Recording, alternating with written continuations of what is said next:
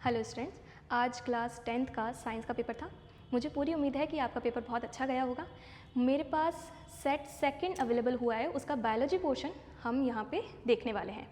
आप मेरे साथ अपना बायोलॉजी पोर्शन चेक करिएगा और लास्ट में कमेंट सेक्शन में ज़रूर बताइएगा कि आपके कितने नंबर आए हैं। ठीक है, चलिए स्टार्ट करते हैं। First question, in human being the implantation of the fertilized egg takes place in which part of the female reproductive system? Female reproductive system में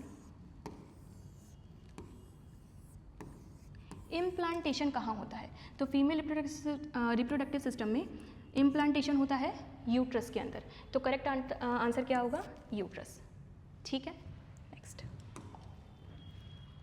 yeast multiplies by which of the following method? Yeast कौन से method से multiply होता है? तो yeast का structure आप सब जानते हैं। तो यहाँ पे एक छोटी सी बड बन जाती है और यही बड जो है डिटैच हो जाती है और एक नए ऑर्गेनिज्म को बना लेती है। तो यीस्ट में होती है बडिंग। तो हमारा करेक्ट आंसर क्या होगा? D. Next question, identify the part of the control the closing and opening of the stomatal pore in leaves of plant. Plant के अंदर स्टोमेटा को ओपन करने वाली और क्लोज करने वाली सेल का नाम क्या है? हमारे पास गार्ड सेल। गार्ड सेल इस शेप की, बीन शेप की होती है, जिसके चारों तरफ सब्सिडरी सेल्स होती हैं। जैसे ही वाटर गार्ड सेल के अंदर आ जाता है वैसे ही पोर्स ओपन हो जाते हैं और जब वाटर वापस से सब्सिडरी सेल्स में चला जाता है ये ओपनिंग क्लोज हो जाती है। ठीक है, तो करेक्ट आंसर क्या होगा? C, guard cells. Next, choose the correct equation of reaction that correctly represents anaerobic respiration in muscles. Muscles में जब एनारोबिक रेस्पिरेशन चलता है तो हमारे अंदर बनता है लैक्टिक एसिड, जिससे मसल्स में पेन होता है। ठीक है, तो जहाँ भी आपको दिख रहा है कि लैक्टिक एसिड आंसर में आ रहा है, ये रहा डी आंसर। लैक्टिक एसिड हमारी मसल्स में जब भी बनता है एनारोबिक रेस्पिरेशन से बनता है।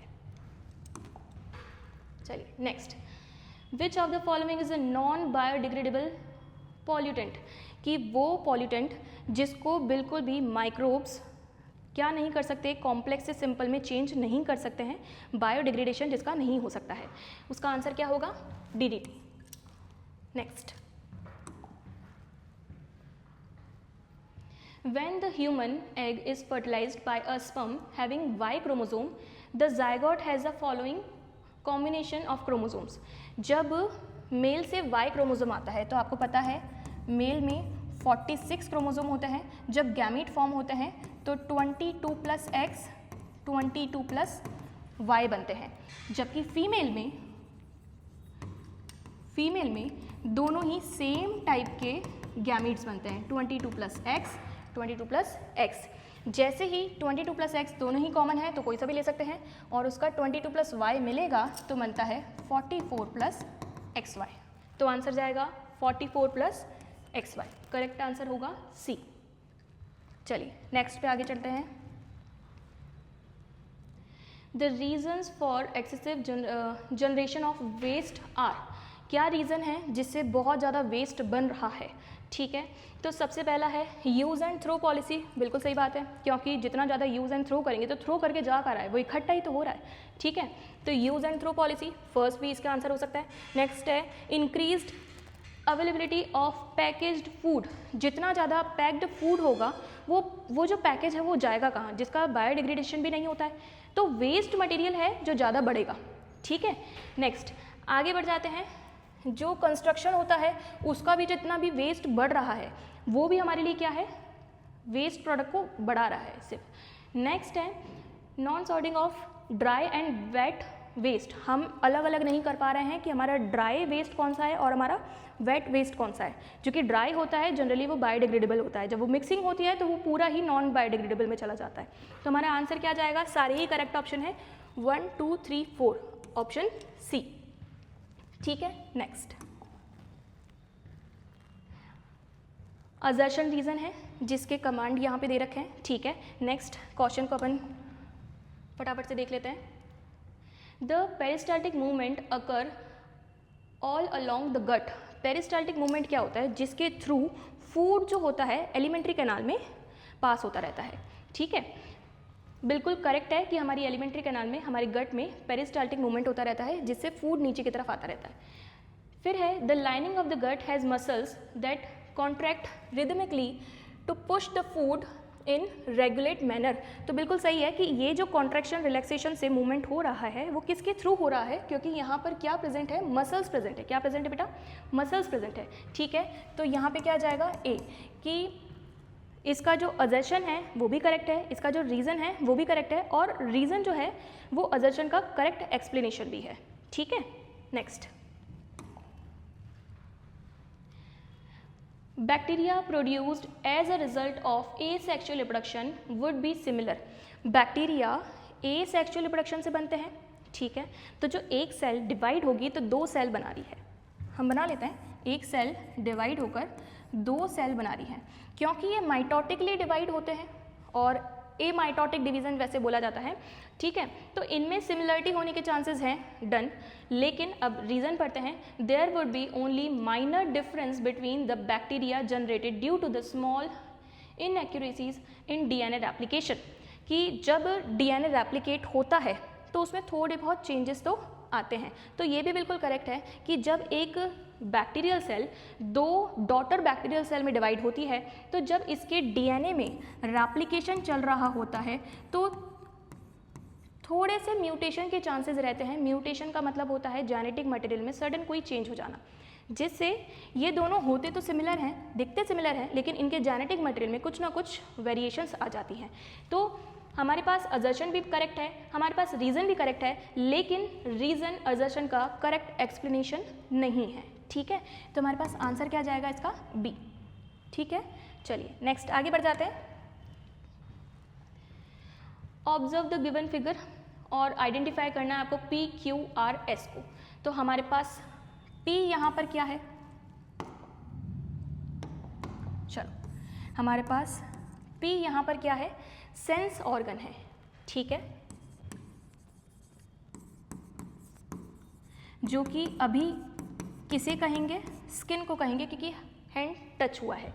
उसके बाद यहाँ से इंफॉर्मेशन जा रही है, तो जो लेकर जाता है किसकी तरफ, स्पाइनल कॉर्ड की तरफ, उसको बोलते हैं सेंसरी न्यूरॉन। और जो इंफॉर्मेशन वापस से लेकर आ रहा है कि आपको करना क्या है, हाथ को पीछे करना है, नहीं करना है, तो वो मोटर न्यूरॉन। ठीक है बेटा, आगे बढ़ा दे टॉपिक को। एक और है, ये है पूरा स्पाइनल कॉर्ड। स्पाइनल कॉर्ड के अंदर जो न्यूरॉन्स प्रेजेंट होते हैं उसको अपन बोलते हैं रिले न्यूरॉन। कौन से न्यूरॉन, रिले न्यूरॉन। ठीक है, चलिए चलो नेक्स्ट आगे बढ़ जाते हैं। Which of the following plant hormone are responsible for the following process? ये चार प्रोसेस दे रखे हैं, उसके लिए कौन कौन से हार्मोन जो हैं वो रिस्पॉन्सिबल होंगे। सबसे पहला है प्रमोट सेल डिवीजन, इसका आंसर क्या होगा, साइटोकाइनिन। दूसरा है इनहिबिशन ऑफ ग्रोथ, ग्रोथ को रोकने वाला कौन सा होता है, एब्सिसिक एसिड, जिसको शॉर्ट में अपन लिखते हैं ABA। ठीक है, डिटेक्शन ऑफ लाइट, लाइट को देखने वाला कौन होता है, ऑक्सिन ऑफ कोर्स। ठीक है, उसके बाद है विल्टिंग ऑफ लीव्स, लीव्स मुरझा जाना, झड़ जाना, तो ये भी किसकी वजह से होता है, एब्सिसिक एसिड ABA। ठीक है बेटा, चलिए हम आगे बढ़ते हैं। Briefly mention the steps in double circulation, चलो फटाफट से समझते हैं।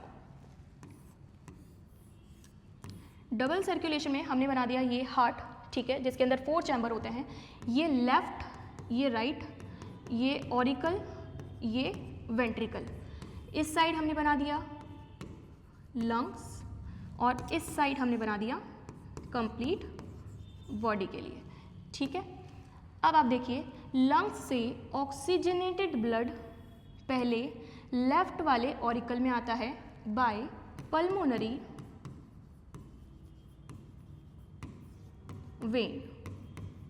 कौन सा वाला ब्लड आया है, O2 वाला ब्लड आया है। ठीक है, उसके बाद यही ब्लड नीचे की तरफ जिसके अंदर बाइकस्पिड वॉल्व्स होते हैं उससे नीचे गिरेगा और उसके बाद सिस्टेमिक अयोटा से कहाँ जाएगा? बॉडी में जाएगा। कौन सा वाला ब्लड जा रहा है? अभी भी O2 वाला ब्लड जा रहा है। बॉडी इस O2 वाले ब्लड को कंप्लीट यूटिलाइज करेगी। C6H12O6 ने O2 को यूज़ करा, बदले में CO2 प्लस H2O बना दिया। तो O2 तो कंज्यूम हो गई, बचा कौन? CO2। तो ये CO2 वाला ब्लड राइट वाले ऑरिकल में आया बाय वेना कावा। ठीक है, और कौन सा वाला ब्लड आ रहा है? CO2 वाला डीऑक्सीजनेटेड ब्लड आ रहा है। अब ये डीऑक्सीजनेटेड ब्लड कहाँ जाएगा? वेंट्रिकल में जाएगा, राइट वाले वेंट्रिकल में by tricuspid valve, and then lungs में जाएगा ताकि ये CO2 को लंग्स तक पहुंचा सकें और हम एक्सेल कर दें। ठीक है, बाय पल्मोनरी आर्टरी। डन, कोई डाउट? ठीक है, अब यहाँ जो ब्लड जा रहा है वो भी कौन सा जा रहा है? CO2 वाला ब्लड जा रहा है। तो हमारे पास में पूछे थे स्टेप्स, तो पहला स्टेप क्या होगा? लंग से कहाँ आएगा? लेफ्ट वाले ऑरिकल में आएगा by pulmonary vein. Then left वाले वेंट्रिकल से सिस्टेमिक अयोटा से कहाँ पहुँचेगा? बॉडी में। अभी तक O2 वाला ब्लड ही गया है। थर्ड स्टेप में कहाँ जाएगा? बॉडी से राइट ऑरिकल में जाएगा बाय वेना कावा। और फोर्थ स्टेप में क्या आएगा कि राइट वेंट्रिकल से लंग्स में जाएगा बाय पल्मोनरी आर्टरी। तो एक बार के सर्कुलेशन को कंप्लीट करने के लिए हमारे पास जो ब्लड था वो कितनी बार हार्ट से क्रॉस हुआ है? 2 बार, इसलिए इसको क्या बोल दिया? Double circulation. ठीक है बेटा, ये 4 स्टेप्स यहाँ पे कंप्लीट होते हैं। नेक्स्ट क्वेश्चन की तरफ आगे बढ़ते हैं। Given below a diagrammatic representation of cross section of a leaf. Leaf के क्रॉस सेक्शन की बात कर रहा है। ठीक है, उसमें P पोर्शन क्या है? यहाँ पे आपको बताना है कि आइडेंटिफाई P। यहाँ पे P क्या है? P है क्लोरोप्लास्ट। ठीक है, P क्या है यहाँ पे? एक्चुअल में ये इस जगह को बता रहा है। तो ये क्या है? इनके क्लोरोप्लास्ट है, जो कि मीजोफिल सेल्स में, लीफ जो होती है उसकी upper surface and lower surface के बीच में बहुत सारी मीजोफिल सेल्स होती हैं, जिसके अंदर क्या प्रेजेंट होता है? क्लोरोफिल प्रेजेंट होता है। डन, ठीक है। नेक्स्ट क्यू यहाँ पे क्या है? Air space. क्यू यहाँ पे क्या है? एयर स्पेस है। ठीक है, आगे की तरफ बढ़ जाते हैं वापस। Identify P in the given diagram. हमने बता दिया क्लोरोप्लास्ट है। Write down its role in plants. तो इसका रोल क्या है भाई? फोटोसिंथेसिस। क्यों है फोटोसिंथेसिस? क्योंकि क्लोरोप्लास्ट के अंदर प्रेजेंट होता है क्लोरोफिल। ठीक है बेटा, चलिए नेक्स्ट क्वेश्चन की तरफ आगे बढ़ते हैं। Write down the balanced equation of process of photosynthesis. बहुत ही ज़्यादा सिंपल क्वेश्चन दे दिया ये तो। 6 CO2 प्लस 12 H2O। अब ऊपर हम क्या लिखते हैं? सनलाइट। और क्या आएगा यूज? क्लोरोफिल। बनेगा क्या main product? C6H12O6 plus 6O2 plus 6H2O। ठीक है बेटा, ये हो गई बैलेंस्ड इक्वेशन है। किसकी है? फोटोसिंथेसिस की है। ठीक है, चलिए आगे बढ़ जाते हैं नेक्स्ट क्वेश्चन की तरफ।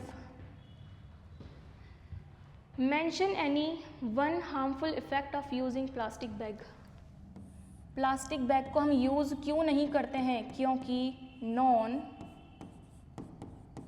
बायोडिग्रेडेबल। ये कैसे हैं? नॉन बायोडिग्रेडेबल हैं। इसका मतलब है बैक्टीरिया इसको डिकम्पोज नहीं कर सकते हैं।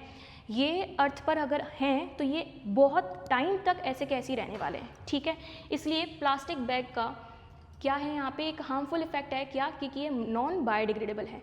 नेक्स्ट है suggest better alternative to uses of plastic bag. इसका आंसर क्या होगा कि आप प्लास्टिक बैग की जगह कौन से बैग यूज कर सकते हो? Paper bag, cloth bag.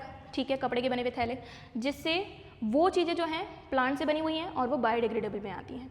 ठीक है बेटा, चलिए नेक्स्ट आगे बढ़ जाते हैं।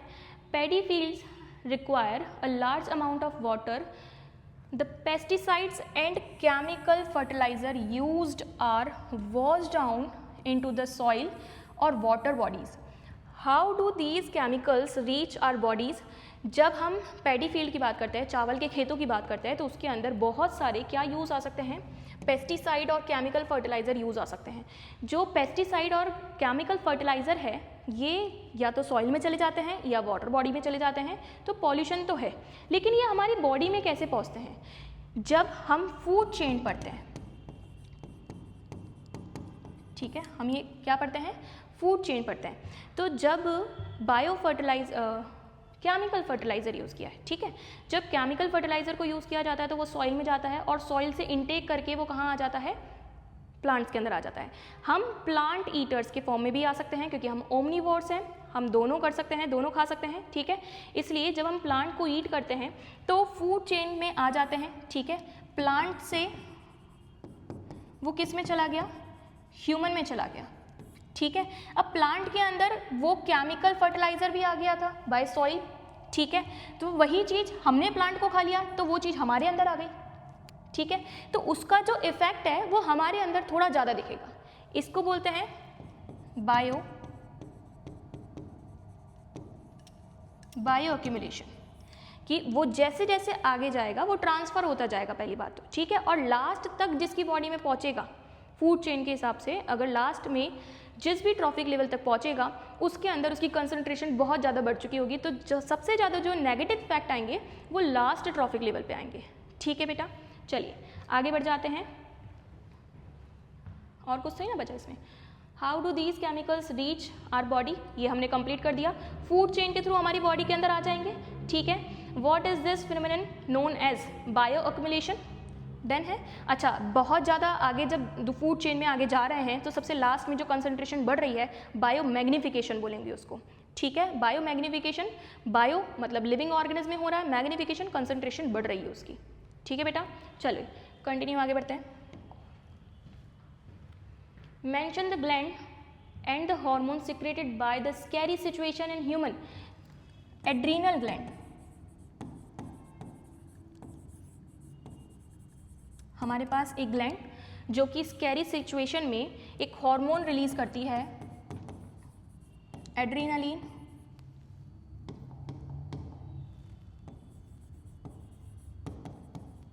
ठीक है, कौन सा हार्मोन, एड्रीनलिन हार्मोन रिलीज करती है.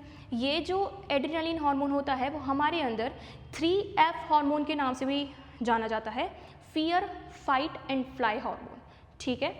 चलिए नेक्स्ट आगे बढ़ जाते हैं. Write two responses that enables the human body to be ready to deal with such situation. इसका मतलब है जब स्कैरी सिचुएशन आ रही है तो हमारी बॉडी में दो जो रिस्पॉन्स हो रहे हैं वो बताने आपको, ठीक है. तो एड्रेनलिन हार्मोन हमारे में एडवर्स कंडीशन में आया. एडवर्स कंडीशन मतलब स्कैरी सिचुएशन भी हो सकती है, ठीक है. तो उसके अंदर हमारे पास क्या होगा, हमारी मसल्स में कॉन्ट्रैक्शन बढ़ जाता है, हमारा बीपी फ्लक्चुएट होता है और बीपी हाई हो जाता है, ठीक है. तो क्या क्या चीज़ें हो रहे हैं, क्या क्या रिस्पॉन्स हो रहे हैं, बीपी इंक्रीज हो गया, ठीक है, फर्स्ट. सेकेंड, मसल्स कॉन्ट्रैक्शन,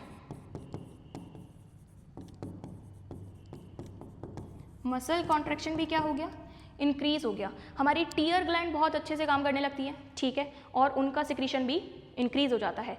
हमारी सलाइवरी ग्लैंड बहुत कम काम करती है उस टाइम पर, तभी तो बोलते हैं कि डर के मारे गला सूख गया, ठीक है बेटा.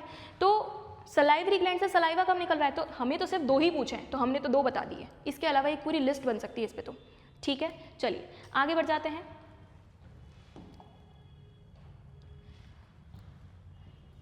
पूरा हमारे पास question. Kidney help to regulate the volume of fluid and various metabolic waste. पूरी थ्योरी लिखी हुई है, हमें सिर्फ क्वेश्चन से मतलब है. हम क्वेश्चन पे आते हैं. Write the structure and function of Bowman's capsule. यहाँ पे आपको डायग्राम दिख रहा है, ठीक है. वुमेन्स कैप्सूल के डायग्राम के बारे में पूछा है कि इसका स्ट्रक्चर कैसा होता है, तो आप ध्यान से देखो किस शेप में जा रहा है, इस शेप में. ये जो पूरा नीचे वाला हिस्सा है उसको बोलते हैं कप शेप, ठीक है. तो इसका तो आंसर आ गया कि इसका स्ट्रक्चर कैसा दिखेगा भाई, कप शेप्ड स्ट्रक्चर है। नेक्स्ट है इसका फंक्शन क्या है, ultra filtration.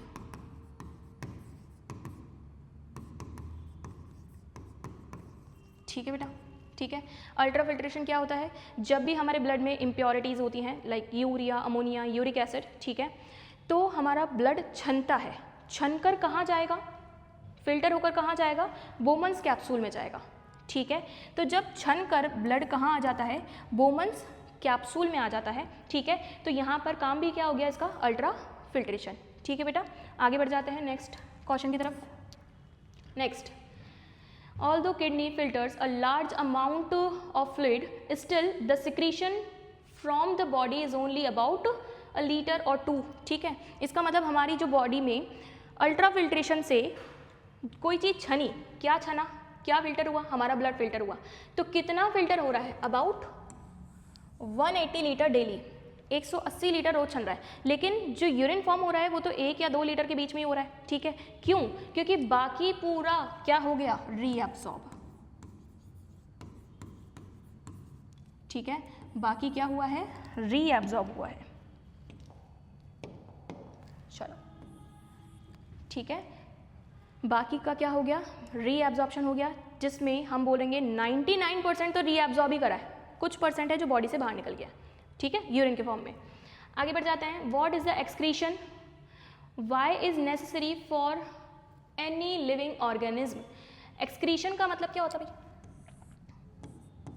Elimination of nitrogenous waste from our body.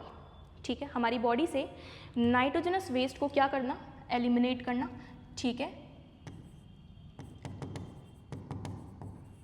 Elimination of nitrogenous waste like urea,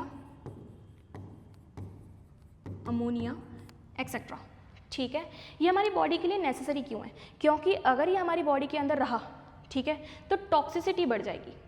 ठीक है, टॉक्सिसिटी बढ़ जाएगी, हम बीमार रहने लग जाएंगे। ठीक है, तो हमारी बॉडी से बाहर निकालना क्यों ज़रूरी है, क्योंकि पहला टॉक्सिसिटी नहीं बढ़नी चाहिए, दूसरा ऑस्मो रेगुलेशन होना चाहिए हमारी बॉडी में। ठीक है, इसलिए इस वेस्ट को हम बाहर निकालेंगे। ठीक है, जो कि सभी ऑर्गेनिज्म के लिए इंपॉर्टेंट है। Next, state 2 similarities between lungs and kidney. Lung और किडनी में 2 सिमिलरिटी क्या है, लंग्स में भी फिल्ट्रेशन होता है, बट वो किसके लिए है, एयर का फिल्ट्रेशन होता है। ठीक है, यहाँ पर किडनी में भी फिल्ट्रेशन होता है। ठीक है, जो कि किसका होता है, ब्लड ही पूरा फिल्टर हो जाता है। किसके लिए होता है, यूरिया को बाहर निकालने के लिए होता है। ये किसके लिए होता है, O2 और CO2 को एक्सचेंज करने के लिए होता है। ठीक है, अच्छा, यहाँ पे 2 सिमिलरिटीज बोली हैं, तो पहला हो गया फिल्ट्रेशन, और दूसरा हो गया कि ये दोनों ही ऑर्गन जो हैं वो किसी ना किसी चीज़ को एक्सचेंज कर सकते हैं, तो एक्सचेंज करने की कैपेसिटी रखते हैं। पहला फिल्ट्रेशन, दूसरा एक्सचेंज करने की कैपेसिटी। ठीक है, चलिए नेक्स्ट क्वेश्चन पे आते हैं। Sugarcane does not produce seeds, so name the process through which it will be able to reproduce. इसका मतलब उसके अंदर सीड तो बनते ही नहीं है शुगर केन के अंदर, गन्ने के अंदर। ठीक है, तो उसमें रिप्रोडक्शन कैसा होगा, of course vegetative, propagation,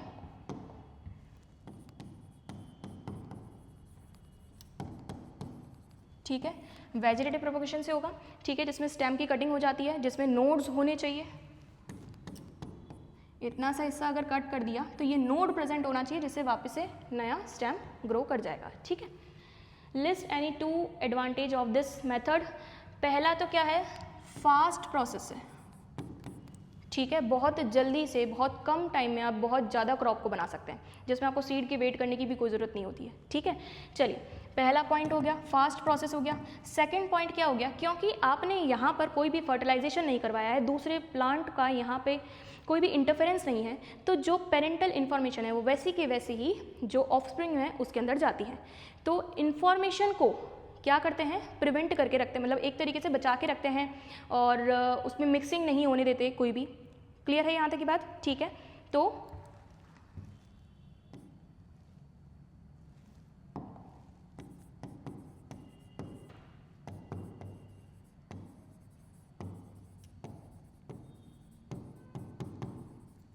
store parental character या सेफ रखते हैं उस चीज़ को, ठीक है। आगे बढ़ जाते हैं।